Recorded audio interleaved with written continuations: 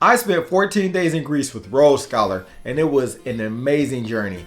I stayed in 5 different hotels, rode 6 different ferries, visited 4 different Greek islands, visited over 14 different towns, walked through many museums and archaeological sites, and even slept overnight on a ferry boat. So to capture it all, I created this 4-part video series to share all the high-level details with you in case you want to choose the same Rhodes Scholar trip or do a similar 14-day island hopping Cycladic tour with another company. This series will be exciting, I promise. In this video, I'm going to cover days 1 through 3, which covers a bit about Rhodes Scholar, my motivations to use Rhodes Scholar, my travel day, and my first 2 days under Rhodes Scholar's care while in Athens, Greece. In video 2, I'll cover days 4 through 7, which will cover our time in Mykonos, Mykonos Town, Delos, Paros, Parikia, Naoussa, Lefkes, and our trip to a Marble Quarry. In video 3, I'll cover our time in Santorini in Oia, our formal Greek dinner and dancing, our exploration of Acropolis, Paros, and Kamari, our infamous ferry ride to Heraklion, and our time in Naoussa. And last, in video 4, I'll cover days 12 through 14, which will cover our time in Gortna, Fistus, Vori, Matala, Rethmo, Hania, and then finally back to Athens on an overnight ferry. I know, it's a lot to unpack. But if you're thinking about visiting Greece in the future, or just want to know more about what you would do if you were to visit Greece, this video series will be especially helpful. So stay tuned and let's get started. This trip was packaged as a tour called The Best of Greece, Island Hopping in the Aegean. This was my second tour with Rhodes Scholar. My first tour with Rhodes Scholar was to Antarctica in December 2022 with one of my closest friends. If you're interested in that tour, be sure to check that 3-part series out as well. This time though, my tour was with my wife as a gift to celebrate one of her milestone birthdays. Greece wasn't really a bucket list country for me, but it's been a country my wife has wanted to visit for a long time. So I took a break from my current capital visit hunts, which are the videos that currently dominate this YouTube channel, and my wife and I headed towards the Mediterranean to join 20 other Rhodes Scholars and our amazing and very knowledgeable tour guide, Dionysus. By the way, I'll link both my program itinerary and Dionysus' personal information in the description of this video series, just in case you want to hire him for your own personal tour. Some things, such as what you should bring and how to prepare for a Greece trip, is out of scope for this series. But between my videos, the linked itinerary, and contacting Dionysus to determine his personal rates for your own personal tour, if you choose, you have everything you need to make a well-informed decision regarding if Greece is a trip you would want to consider. As I stated, the trip was 14 days in total, including our travel day. Our travels began on Thursday, June 8th and ended on Thursday, June 22nd. We dined, danced, and made friends along the way. But before we get into the details of the trip, let's start with the travel and the trip package itself. The trip cost for just the Rhodes Scholar trip package was $4,549 per person, not including the flight and meals that were not included. The trip was all inclusive for the most part. There were 4 dinners and 4 lunches that we had to pay for ourselves, and as stated, the cost for the flights was an additional cost. When I went on my Antarctica trip in December 2022, the cost of my flights was included, and the cost of flights are also included in many other Rhodes Scholar trip packages, but this just wasn't one of them. But like my Antarctica trip, Rhodes Scholar at least offered to book our flights at a discounted rate from our home city, but it was optional. So if we would have chosen their flight booking service, our total cost with Rhodes Scholar would have been a bit higher, but it would have also included travel to and from Athens, Greece, and the airport.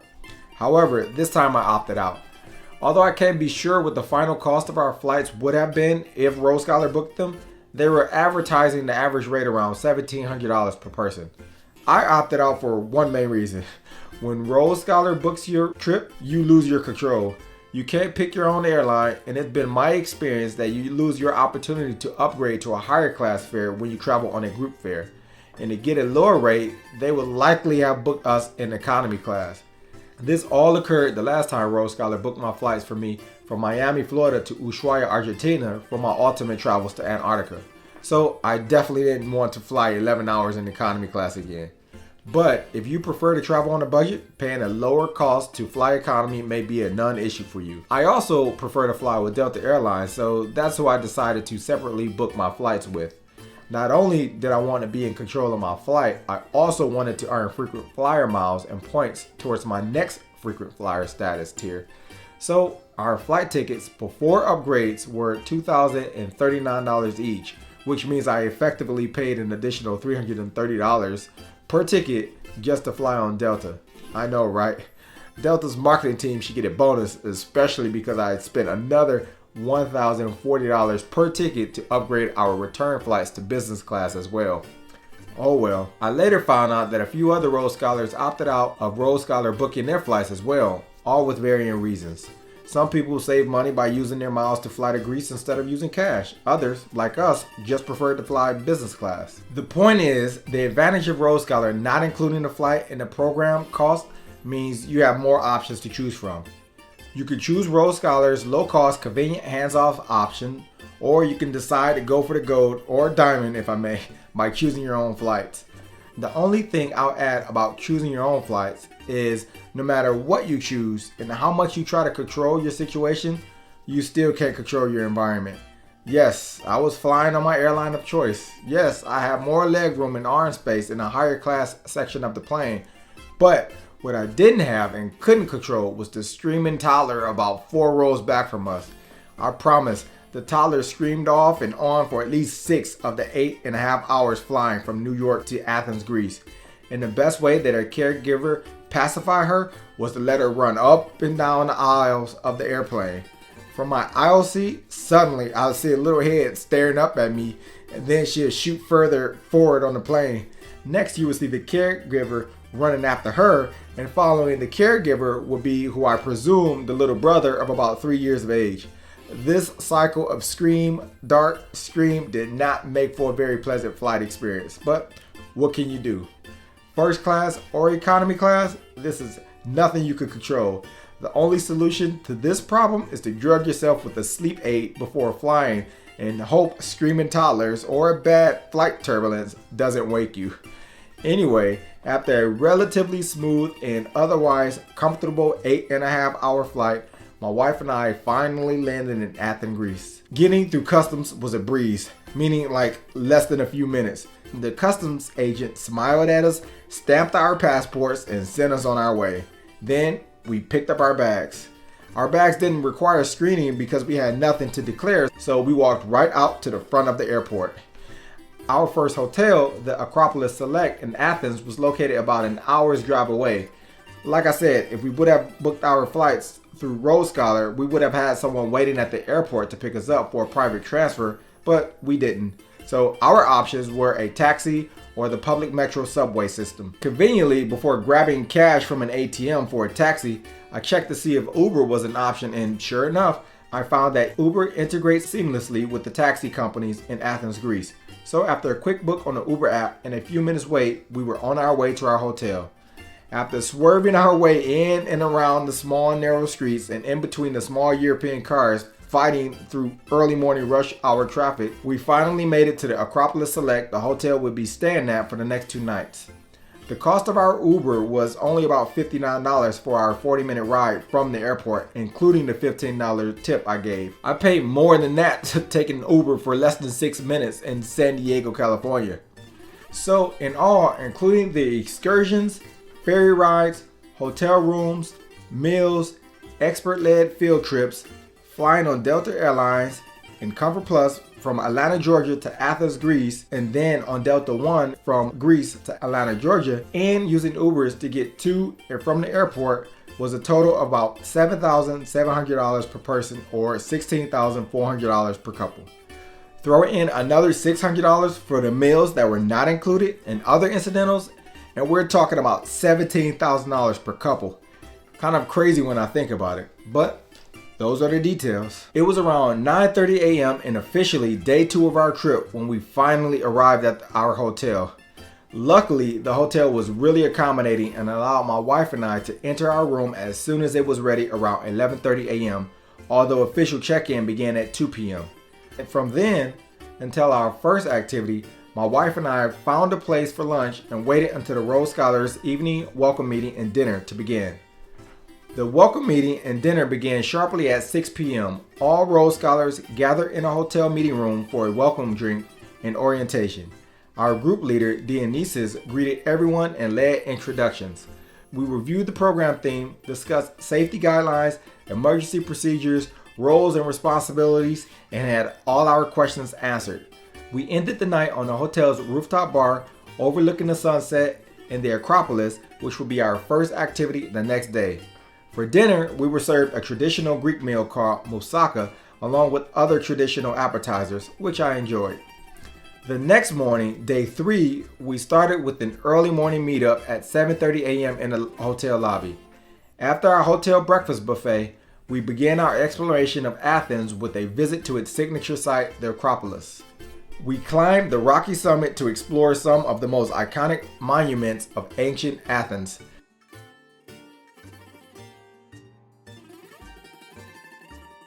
The Acropolis' focal point was the Parthenon, built in honor of the city's patroness, Athena, which was completed in 432 BC, over 2,400 years ago. We learned how the ancient Greeks transformed this site into a manifestation of Greek advancement in culture and the arts, and how this legacy lingers to the present. By the time we were leaving, it seemed like every tourist descended upon this place. It took us about 30 minutes of waiting in a corralled line just to exit. According to Dionysus, our tour guide, the Greek tourist regions are even more crowded in July and August, so much so that Rose Scholar doesn't even provide trips during these months. Additionally, the average high temperature during July and August in Greece is over 90 degrees Fahrenheit. Imagine that. We thought it was hot and we only really experienced a high 70 to mid 80 degrees. Walking in the sun on uneven terrain and up incline and slippery dirt, and walking up slopes while weaving through the crowdedness of the Acropolis was just a small taste of what we would experience during our time in Greece, especially when visiting other well-known areas trafficked by tourists. So if you island hop in Greece during the summer, as a pro tip, keep your backpack light, wear plenty of sunscreen, and bring an umbrella and a battery-powered portable fan to protect yourself from the elements. But I digress. After leaving the Acropolis, we then walked a quick 10 minutes away to the main strip and back towards our hotel to visit the Acropolis Museum.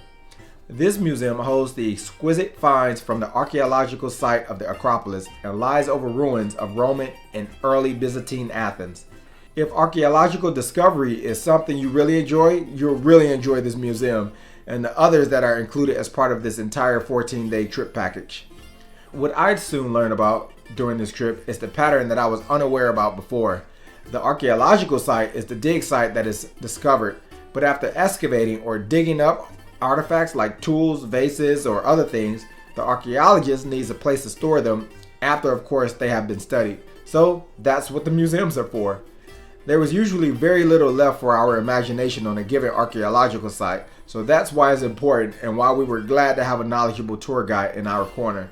The tour guide is supposed to bridge the gap between what you see on the site and then later in the museum. But back to the Acropolis Museum. To be honest, I didn't think many of the pieces were well preserved. I understand they are thousands of years old, but what's the point of looking at something if you can't make out what it is? Again, I was glad we had Dionysus on our team. He did a great job of providing context to and bringing life to the artifacts we saw, regardless of their poor preservation. After our museum visit, we enjoyed a crowded walk through the lively old quarter of Plaka on our way to lunch, where we ate at a local taverna. We walked through many narrow streets that included hundreds of small souvenir and boutique shops, something that we would see many times again during our 14 days in the country. However, I'd add that the store owners we passed were way more civilized than in other tourist towns I visited, such as Mexico, Dominican Republic, Panama, or Jamaica. Only a few of the store owners would actively ask you to come view their inventory, and of those who did, if you gave a simple no thank you, they'd politely leave you alone. Other than the kids at the harbor in Paros, there was zero street harassment to buy their products or give to the beggars. Anyway, after lunch, we had the rest of the afternoon to freshen up before meeting again for a lecture on archaeology. My wife and I opted out of this lecture to get a chance to catch up on sleep. Then, later in the evening, we headed out for dinner before retiring to our rooms to prepare for the next morning's early 6 a.m. travel start. And that's it. Days 1 through 3 of my 14-day island hopping road scholar tour package in Greece. I mainly covered the logistics of why I chose Rhodes Scholar and getting to Greece in this video, but I hope it was still informative. The next 3 videos should be a bit more interesting, as there will be plenty more sites to see and explore. In fact, in the next video I'll be discussing our first ferryboat rides, our exploration of the island of Mykonos, Delos, and Paros, and much more, so stay tuned for that. Be sure to subscribe to my channel so you won't miss it. And in the meantime, remember, go out and go travel. You have everywhere to go see.